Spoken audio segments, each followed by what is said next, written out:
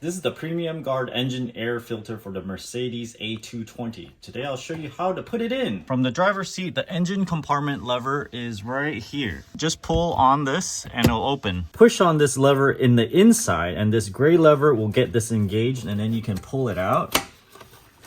And for this one, push right here and it'll get this engaged. Pull all this out right here. And it comes right off. There's 4 torque screws on 4 corners of this, so we gotta open this up. Here's a T25 bit. These screws are locked into the molding, so it's not gonna fall out. Let's open this one. And there's one here. There's one on this corner. Push this lever here and move that cable out of the way.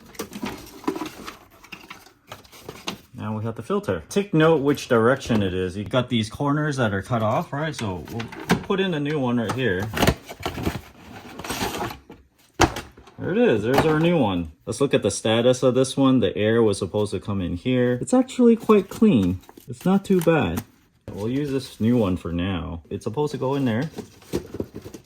Look at that. And then just reverse the whole process of everything. We put that back on. Put the screw back